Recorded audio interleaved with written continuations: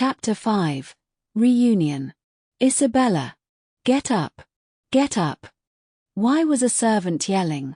Isabella was certain that today she had no lessons, no practices, or any other noble lady responsibilities. Lousy girl, get up.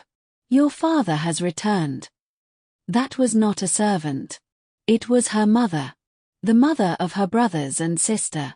She opened her eyes and saw hovering over her bedside the Lord Lady of Gurridon, Adesinda Ortancio.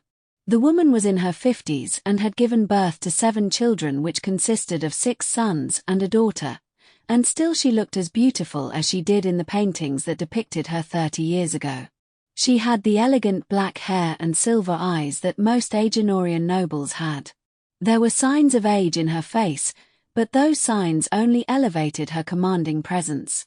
Father has returned, Isabella said with genuine excitement. She had been eagerly awaiting these past few weeks. She had feared greatly for her father. He had gone to slay an ancient black dragon, which was something that she had only ever heard of in fantastical tales of ages long past. However, she had been ecstatic in addition to the fear she felt, for she craved to hear the legendary tale that he had been a part of. She was a priestess cleric of Calliope and had grown to love recording the tales that her father and brothers shared of their missions and adventures in duty to Agenor. Within the past year she had scribed the epic tale of how her brother Sir Sergio won the hand of his wife, Lydia. Soon she would be able to scribe the tale of how her father slew the dragon. She stretched out her arms and gave out a great yawn, and slowly started to get up from her bed. Within seconds servants were grooming and dressing her. Adesinda watched, staring with cold eyes. She had always been very strict with her and was completely devoid of any affection for her as well. Yet she always doted on and showed such love to her brothers and sister. Isabella never thought it was unfair. Those were Lady Adesinda's true-born children after all. Though she always thought that she could at least be a little bit nicer to her. Father was nice. He absolutely adored her. Perhaps Adesinda was cold towards her as a way to help balance out father's exceedingly expansive affection for her. Or perhaps it was the all-too-obvious answer. She never liked to think too much on it, and so she focused her thoughts elsewhere. Mother. Isabella had always been required to address Adesinda as mother in recognition of her as the true wife and Lady Lord of House Ortancio. Have any new reports come in? Are Sergio, Bruno, Leo, and Camillo fine? They are all alive and 3 of them are in great condition. Sergio, my lovely boy, as always has come out a shining gem unhurt. Bruno and Leo have suffered from minor wounds and a few broken bones. She paused. Camillo has been sent to a monastery for specialized healing. What happened to him? I don't know. The report was too vague. All I know right now is that he got hit by something akin to the dragon's breath. But he is alive. And he is an Ortancio. The blessings of the gods shall heal him. Several minutes passed as the servants finished dressing her. Right as they were about done, someone came bursting into the room. Isabella! Isabella! Father is home, a young lady yelled as she ran up and hugged Isabella. It was Leandra, her younger sister and the youngest of Aurelio Ortancio's children. She was absolutely stunning. She wore a silver dress that looked like it had been woven out of moonlight. Isabella embraced her sister. She was both happy to share the moment with her and happy that she now had more company than just their mother. The servants had been in the middle of tying her priestess robe and parts of the elegant set fell to the ground as Leandra had rushed in to hug her sister. Adesinda looked completely stern and serious, but Isabella saw just for a brief moment her lips curl just by the tiniest bit to produce the faintest of smiles.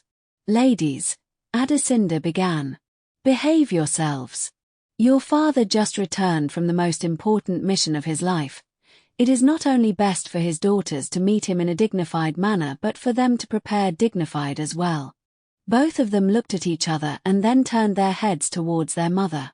They both grinned. In the sudden blink of an eye, they had both grabbed sheets from Isabella's bed and had thrown them over Lady Adesinda. You girls, Adesinda said. Honestly, What am I to do with you two? She removed the sheets from herself and the servants quickly came to grab them and started remaking the bed. Fine.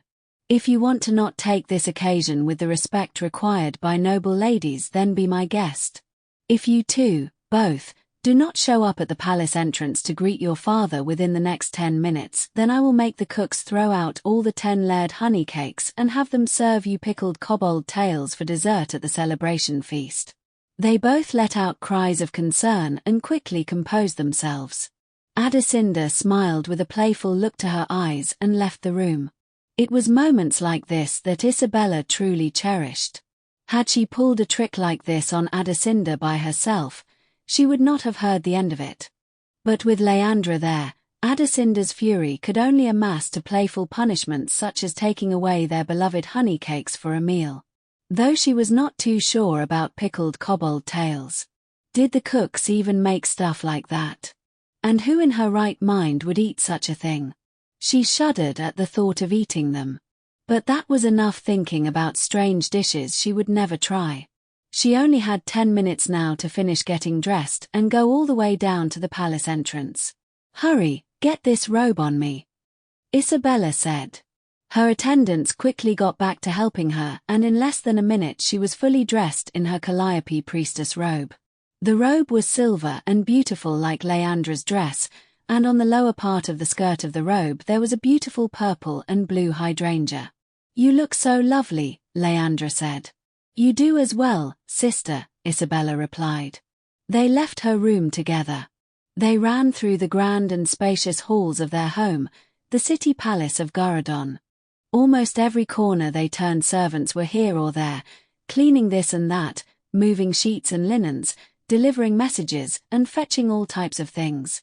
As they continued to rush through the halls, her thoughts went back to Camillo. Her dear younger brother. She was not much older than him, they were separated in age by less than a year, but she was still older than him, and that made her his elder sister. The sister that he needed to watch out for him, the one to protect and comfort him. She was supposed to be the one to guide the way for her younger siblings, to show them what it meant to be an Hortensio. She was very excited to see father and her other brothers, but Camillo needed her. After she had her reunion with father, she would go straight to the monastery holding Camillo and stay by his side until his wounds healed. She had failed him once before as an elder sister. She would not fail him again. That day 2 years ago. She would never forget that day. They had both been 15 years old at the time, though her 16th birthday had been close approaching. Out of all her brothers, none of them had dared risk the process to undergo the holy ritual of becoming a Bellatrix. It was quite understandable, honestly. Only crown-born could become Bellatrixes. Very few actually attempted the ritual, and even fewer came out ascended to that holy form. The dragon host's blood quite often would reject the bodies it was attempting to translate into Bellatrixes. The process, when successful, could be very painful. Isabella could only fathom how much more horrible it would be if it was a failure. Even for pure crown-born there were substantial risks. For an impure crown-born like her brother, those risks were much more magnified. Camillo had decided to risk the ritual. She knew he had always been compared to his older brothers and father, that he had always been in their shadows. Father had always made it clear that it should be a choice made willingly to take on the holy calling. He wanted his children to become Bellatrixes. He had told them so many times of how proud and honored he would be if one of his children became one. Their family had made the trip at Camillo's request to travel to the mountain range where Mount Thalea was rooted. In one of those mountains, Mount Pelion, a sister of Mount Thalea, a great silver dragon had made her home. She was the same silver dragon that had given blood to Duke Belus and her father. When she had entered the dragon's lair, it had been the most magnificent and mystical place she had ever been to in her entire life. The dragon, Asamizoi, could make and shape clouds, and they hovered all around and in her lair. The great halls were lined with crystals of all kinds of wonderful and beautiful shapes. Sculptures of ice and silver stood proud, depicting the dragon and her kin, but also of humans and dwarfs who she had befriended. She remembered that first moment, being led by Asamizoi's silver kobold servants to her throne and laying eyes upon the dragon for the first time. There was something powerful stirring in the air. Asamizoi was very large, but it seemed that to Isabella at the time, she had felt like she had been getting smaller and smaller the closer she got. She knew Asamizoi was good-spirited and kind, but just being in her presence sent a primordial fear that ran through her. When Asamizoi had spoken, she had said soothing and comforting words in response to help dull this powerful, terrifying pressure that she naturally emanated. Asamizoi had looked upon Camillo and spoke with him, and had found him to be worthy to give of her blood. She made him make a crown oath the same as father, that he would be a beacon of light, an exemplar of justice, and to comfort a weeping world. To Isabella, this type of crown oath had been especially strange because it was intentionally vague and open-ended. Asamizoi herself had said that it was for both her father and brother to interpret what the oath meant. After the blood had been given, they had made their way to the kingdom of the dwarfs of Mount Thalea. It was there that they had needed to go, for the dwarfs had one of the rare consecrated, Bellatrix rite chambers that was needed to perform the ritual. The ritual had seemed to be going well, but Isabella had known, she had felt that perhaps Camillo was not yet ready to take on such a task and burden, yet she had never spoken up. Camillo drank the sanctified blood and the process began. He had started to glow silver, but within seconds the silver glow had fluctuated between black and red. He had fallen to the ground groaning and breathing heavily. His veins had been straining and he had started to sweat profusely. His entire body had started to convulse and he had started yelling out cries of immense pain. His skin had started to crack all over and blood had seeped out of the cracks. It felt like it had lasted ages. Isabella had stood there that day terrified. Her fear had petrified her, she had wanted to move, to go help comfort and possibly heal him with the priestess powers she had been learning. After it had seemed that much time had passed, he had lain there motionless. Isabella had just stared at him, with dark thoughts looming inside her, that her younger brother had just died there in grueling pain before her eyes. The dwarfs who had been waiting outside the chamber, bless their beards, had rushed in once they realized something had gone terribly wrong. They had administered to him their best medicines and potions. He had survived. But he had failed to become a Bellatrix. That day had haunted Isabella ever since, and she still blamed herself for not being strong enough to speak up or to help him when he had needed her. Out of all Lord Aurelio Hortensio's children, Isabella was the one that he most desired to become a Bellatrix, for she was his only pure crown-born child. As much as she loved her father, she would not do it. The experience with Camillo haunted her. Over the past 2 years she had had nightmares of that dreadful day, the scene playing out over and over again. She did everything she could to shut it out, but it clung to her like a nasty stain that would not wash out. Isabella and her sister finally reached the entrance of the palace. The great massive doors were already open. There stood her father, mother, and Prince Carlos along with an entourage of various other high-ranking knights and nobles. Standing next to her father were some strange faces she knew did not belong to people that lived in Gurudon, but they looked familiar. Within seconds she realized who one of them was. The large, older man who was probably in his 60s, adorned in way too much jewelry, was definitely Duke Winguric, the ruler of Athanaric province. She ran up to her father with Leandra and they both in perfectly timed unison embraced him. "My dear, lovely girls," her father said. "Your father has missed you so much. It's so good to see my beloved, sweet flowers." "It's so good to see you, father," Isabella said. "We missed you a lot as well." "We sure did," Leandra agreed. "We were so worried about you. But we knew you could do it. Now these are some fine, lovely ladies you have here, Lord Aurelio." Duke Winguric had approached closer to them. "They are a nice set of priceless gems." What was Duke Winguric doing here? Father really did not like him. Isabella always heard father complaining about him. He often would call Duke Winguric a greedy snake, a necessary one that the kingdom needed, but still a greedy snake in the end. She thought he looked more like a greedy hippo. He was much too round to be a snake. She saw two other figures standing really close to Duke Winguric. One of them was a finely dressed lady that looked like she was around a similar age to herself, perhaps a year or two older. The other was an exotically dressed man with a very peculiar mask. She knew who he was. No one could forget someone this odd-looking. She had met him around a month or two before Mavrodaxius attacked Thesable city. She had been attending the royal court with her father at the capital city of Agenor. "Oh, where are my manners?" Duke Winguric said. "We have met before, but it is proper that I introduce myself. Duke Thorismund Winguric at your service." He gave a proper and dignified bow which was surprisingly elegant despite his size and girth. "Amolia, the flame spire," said the lady by Duke Winguric. "At your service." "Grand High Master Jester Fidivos," the masked man said. "At your service." Both Amolia and Fidivos bowed. "Lady Leandra Hortensio," Leandra said while giving a short bow of her head. "Lady Isabella," Isabella said while also giving a short bow. She purposely omitted using Hortensio while mother was in close proximity, even though she had been made a legitimate child of father. "While I would love to enjoy the company of everyone here, I think only one will do for now. I am very tired and require rest.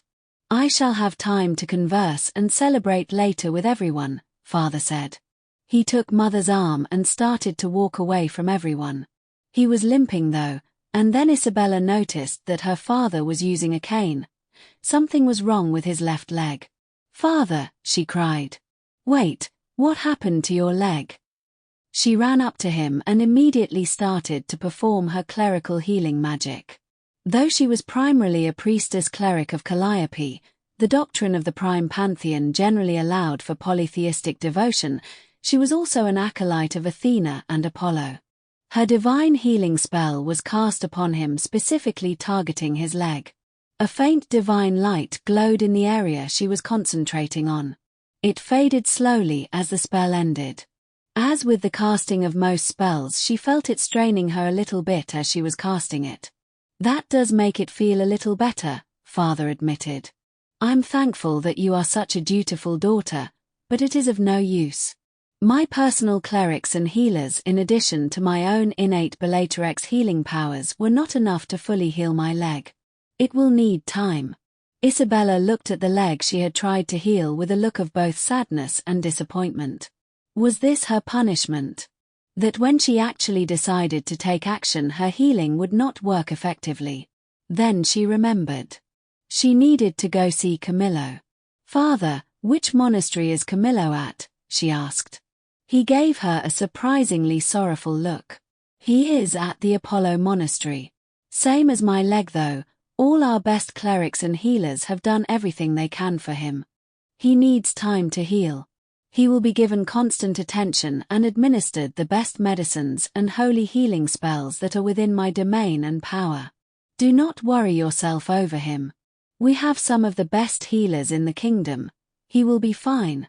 Without saying another word, she bolted toward the Apollo Monastery. She quickly found a palace carriage and gave the driver directions to get as fast as he could to the monastery. It was not very far from the palace, but the ride felt long to her. Each minute felt like an hour that dragged on and refused to end. The carriage finally arrived at the monastery.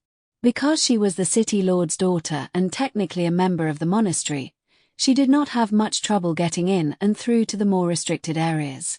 Stepping into the place had already started to calm her a little. It was sanctified by holy prayers and rituals daily, which made it an especially powerful place for healing. The beautiful stained glass windows depicted Apollo and were fitted in ways all around the monastery that at all times of the day while the sun shined, the monastery was bathed in a heavenly, golden light. One of her fellow acolytes guided her to her brother. He was lying on a white and golden bed with light translucent curtains circling it. She opened the curtains and found him wrapped almost completely in golden bandages with elven script written on them. "Those are our Chrysafian holy healing wraps," the acolyte said. "They are some of the most coveted healing wares in the entire world, for their effectiveness is nearly unrivaled." They are an invention of the Chrysafian elves, and they are the only ones that can craft it. Lord Hortensio paid a great price for these, a great price indeed. But for his son the price is of no concern to him. Camillo's eyes were closed. He was breathing slowly. From what she could see of his skin, it looked like it had melted and had deformed. "Dear brother," she said. "I'm so sorry." She began to cry as she hovered over his bed. First the Bellatrix ritual and now this. I should have helped you the first time. Isabella began to use every single healing spell she knew. The acolyte-like father began to tell her that it was of no use, that they had already done everything she was attempting. She did it anyways. She used up every bit of magical, holy power that she could channel and cast the spells. After half an hour had passed, she had completely exhausted all the magic she could perform for the day in addition to physically exhausting herself in the process. The acolyte, moved by her passion, had joined in despite her initial objections. Isabella was on the brink of collapsing. She leaned on the bedside and held her brother's hand. Looking at his face, she saw his eyes starting to open by just a little. "Isa. Bella," he muttered. It sounded like it was painful for him to say just one word. "Yes," she replied with strong, passionate emotion in her voice. He said nothing else and his eyes began to close again. She stared intently at his face, hoping. Minutes passed. She found solace in two things. Her healing was enough to give him the energy to say something, even if it was just one word. And he was still breathing. Then, feeling all of her exhaustion finally reaching its limit, she collapsed and passed out.